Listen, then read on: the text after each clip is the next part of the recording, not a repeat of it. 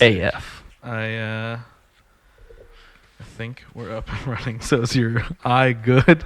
Wow, your hair. Shit. You know how those like soccer players wear like the headbands, things, and it puts the hair up in the back. That's what yours did. Oh man, for a second. All right. Well, we're up and running. Good. My eye just a little bit itchy, and I think I'm good. Ready for another one? Yeah. I love this new setup. Let me just tell you, great setup. Yeah, you like the my podcast studio? Yeah. That I.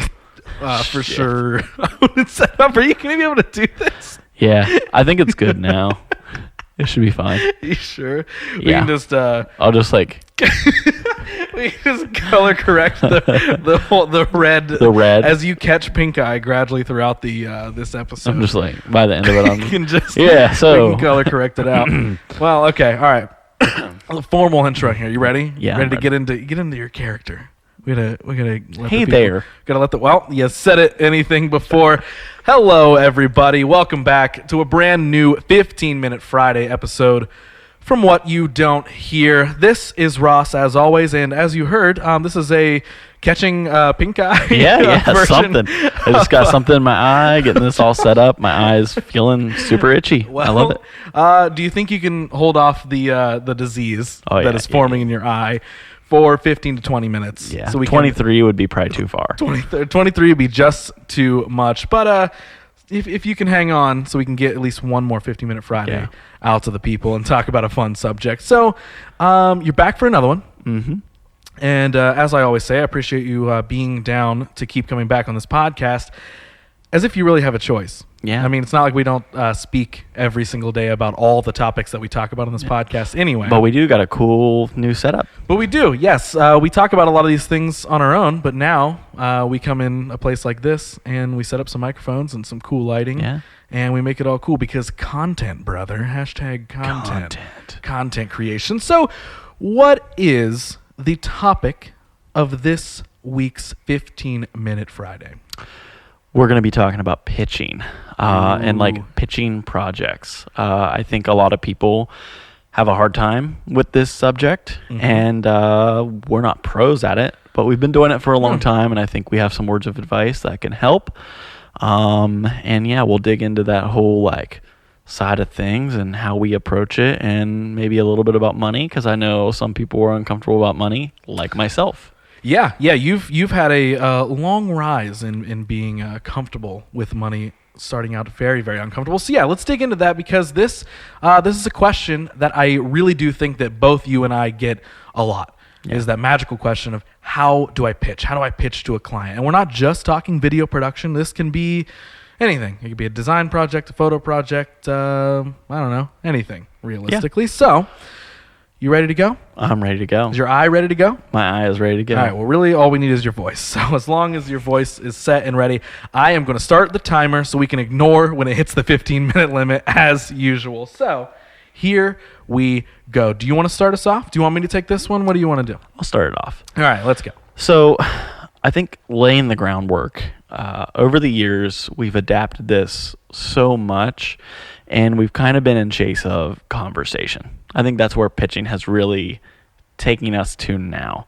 Understanding that pitching is not talking about just the money or the project or getting excited about possibilities. It's sitting down with another person or a group of people and understanding what they want to hire you for and if you're a fit. So to me, pitching is really, at its foundation, has grown from going in with like, how much money can we get from this? What kind of project could this be? What's the shiny, sparkly, exciting thing for us when it's all new? That's so natural to feel that way. Yeah. To what it is today is like, hey, let's just get to know another person, see if we're a fit, see if we can actually make their idea possible. And I think oftentimes we're going in worried that we're going to have to reel their ideas back because their ideas may not be benefiting them. Right. So to me, pitching is having a conversation with someone more than anything else. And that goes a lot deeper than that. Maybe you want to elaborate a little bit more before I get into my tangents. Yeah. So, I mean, I think it kind of goes into something we've talked about before, the importance of meetings, right? So when you get into that meeting, you get into that pitch, and then you're trying to navigate that conversation, I think that's at its core how you should be looking at it, right? Is it's a conversation. You shouldn't be looking at it, and I know this sounds like a very, very simplistic way to explain this, but I think you should not be looking at it as a sale.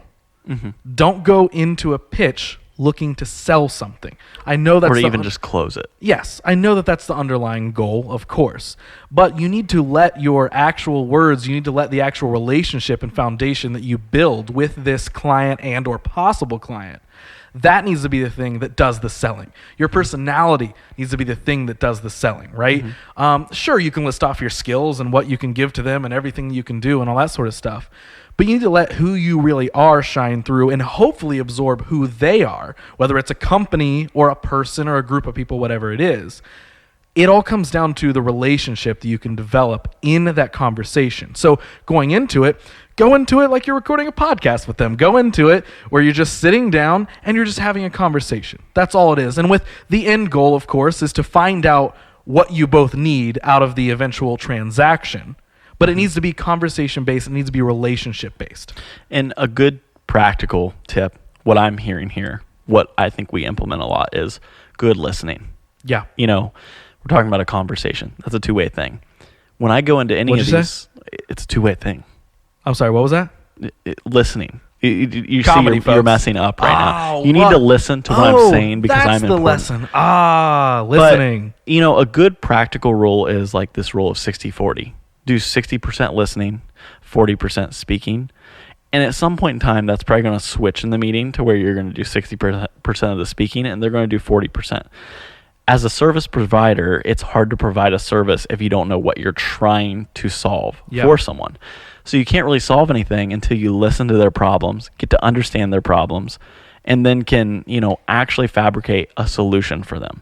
Right. So it starts with listening. That is the first step of this. It's not about coming in of like, I can do this, I can do that, I can do this. That's a huge point. Don't go in all cylinders firing of, I'm so good at this, I'm so good at that. Like, could that work on some people? Sure. Not like playing the assumption game. Yeah. So I don't think there's anything wrong with having base prices and base services and expertise of certain things. There's absolutely nothing wrong with that. But also understanding like how you can be flexible.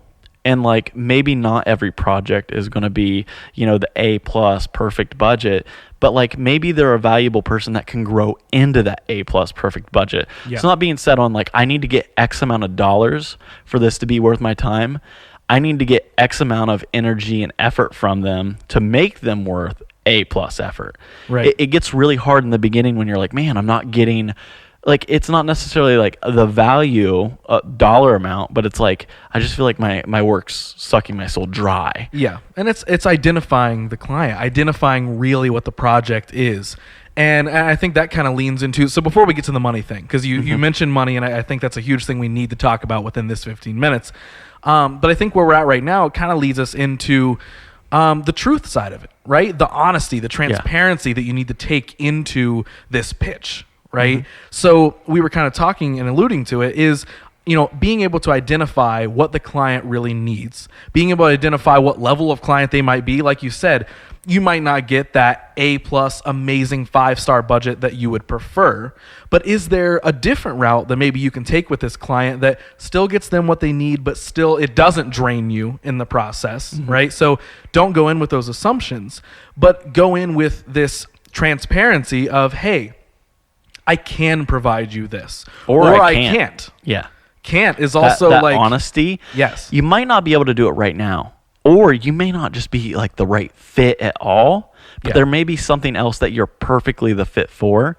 And just because it's not happening right now, when we get focused on the like, I need to sell a client, we're usually selling out of desperation. Yeah. And desperation is horribly unattractive. Yes. And all it does is it gets you into the weeds, it gets you stressed out, you make some mistakes, and then you ruin any credibility with that client to ever work with them again or for them to refer you to work with someone else. Right. It's better to just be honest and be like, listen, this isn't what I can do.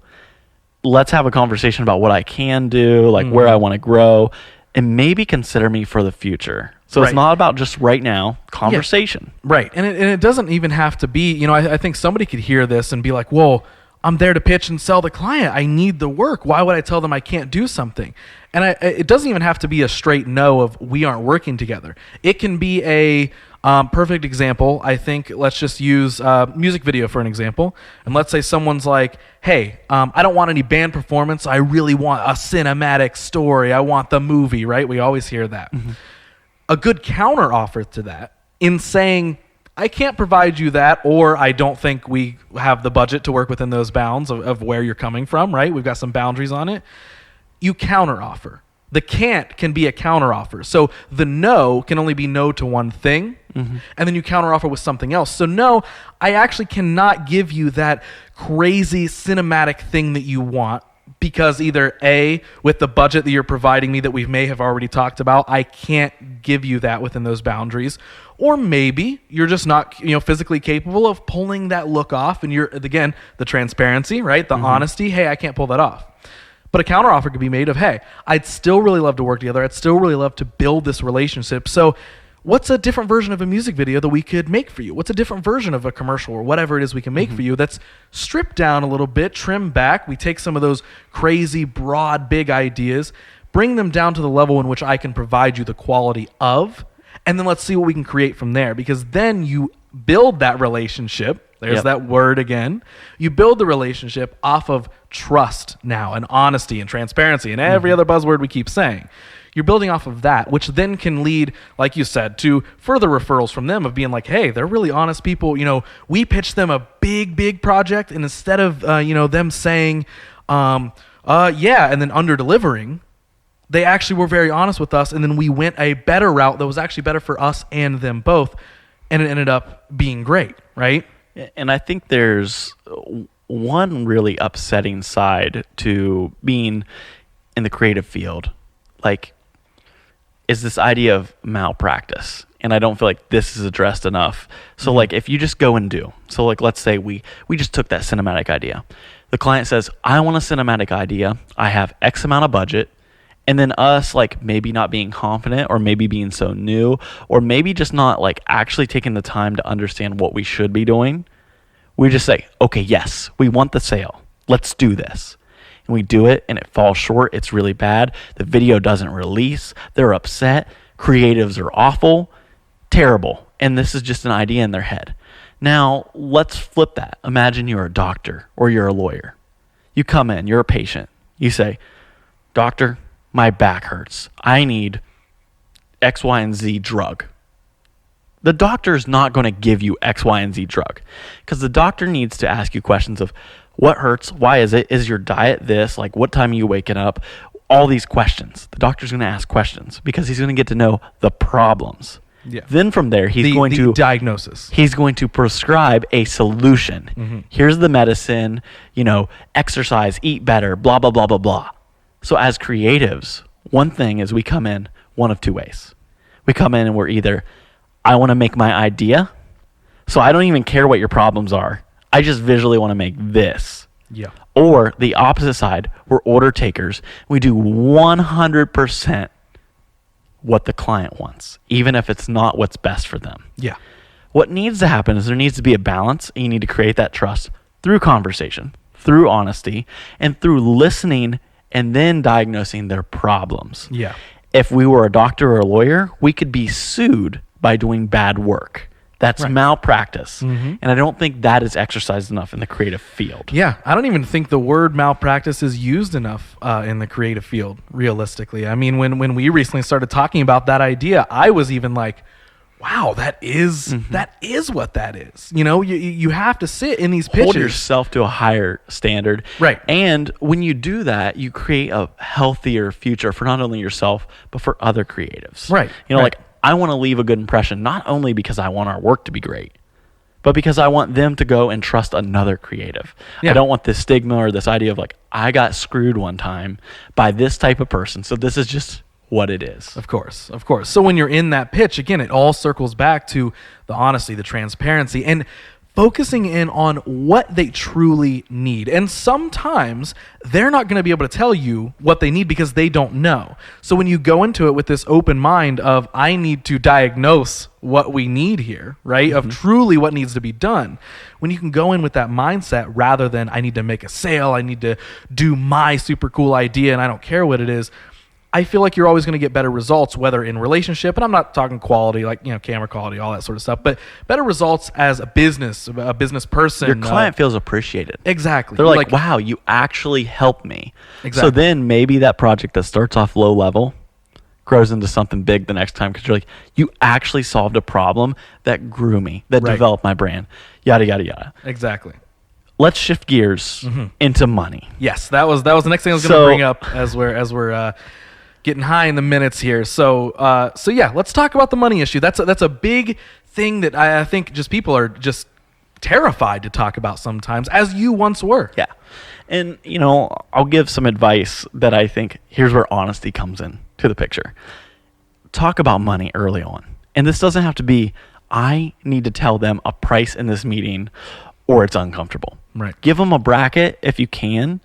If you've done this enough, you kind of can start to anticipate what something is going to cost. If you have fixed prices and you're like, this is what my packages are, it makes it a lot easier. But most people aren't operating that way. Most projects aren't identically the same. Sometimes we need a bigger crew. Sometimes we need smaller. Sometimes we need specialized gear.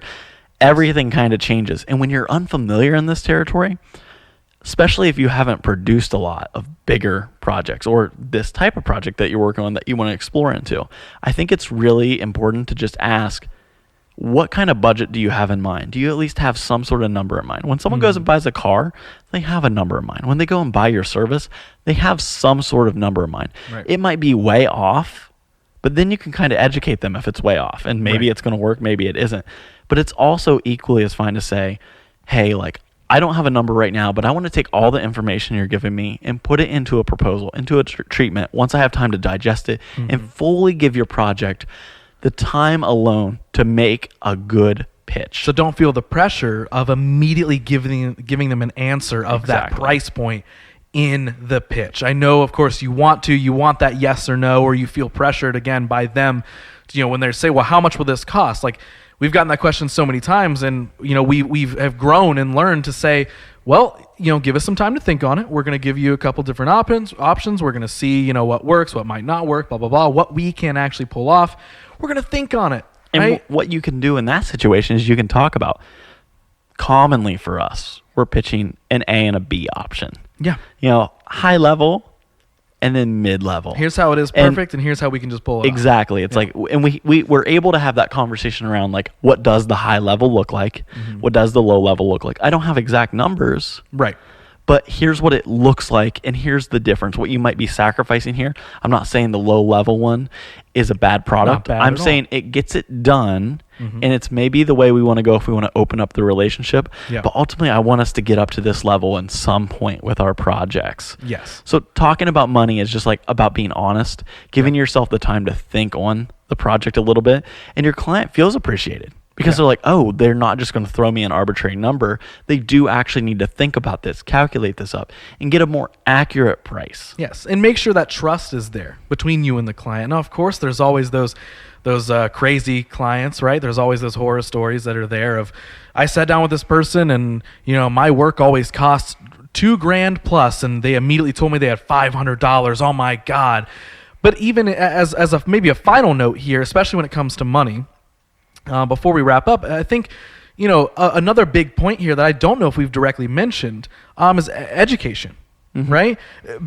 Feel free to educate them in the meeting, educate them in the pitch. So if they are, they give you that offer of, well, I have $100, and you're like, that, no. Explain, why that is. It doesn't have to be an immediate, well, nope, this isn't going to work, and nope, we're never going to work together.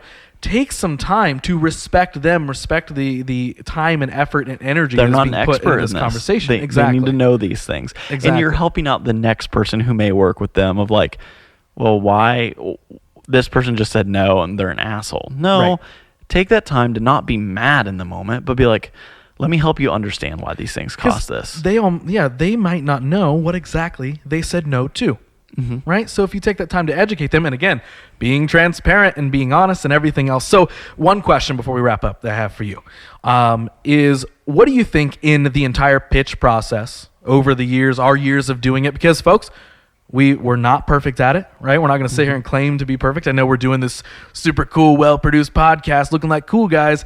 Doesn't mean we're perfect in any of the stuff we're talking about, but we have been through the trenches for years and years, and we've learned through a lot of mistakes and all that sort of stuff. So Josh, the question I have for you, even if you rehash a little bit of what we've already said, what do you think the biggest thing is that you've learned in and about the process of making that pitch? Going in open-minded. That's probably the biggest thing of like the assumption game, whether that be like, what could this be? Is this even worth my time? A lot of those ideas are always incorrect. And when you come in and you get to know the people and you don't think about it like, especially when it's a band, I'm thinking about the band as an entity instead of like the people I'm meeting with and getting to know them. As soon as I get to know them, like, and the more I get to know someone, the more excited I am about a project outside of price, outside of the idea of the project, but just getting to know and repeat business with them. So it's just going in open-minded and understanding like this could be a long-term 5-year relationship with someone. Yeah. Cool. I think we hit a lot of good points there. We have definitely also hit our 15 minutes. So our 15 minutes is up, folks. There was a 15-minute Friday on the magic behind making that elusive business pitch to a possible client. So hopefully you took something away from that. That was, I'll be honest, that was a pretty fun one. That was a fun one to talk about. I'll throw one extra thing out there. One extra thing. Here we go. If you like this subject, a lot of these ideas sure have been from experience, but a really great, easy, fun book to read is The Win Without Pitching Manifesto. Yeah. It's like broken down. It's very poetic. It has a lot of these ideas in there. I'm not original in that sense. Some of this is from that, but a lot of it we've kind of naturally come to, and that book has helped refine so many of the things that I didn't have to put names to. Perfect. So there you go. There's even a book referral, a lot of cool points, and even a book referral from Josh Emerick one more time here on a 15-minute Friday. So, Josh, if they want to talk to you directly, maybe more, get in some more details about how to make a pitch or how to have a meeting or set up a meeting or anything client-related or whatever it is they may want to pick your brain about, where can they find you on the internet? They might know it by now, but if they're listening for the first time, they might have no idea.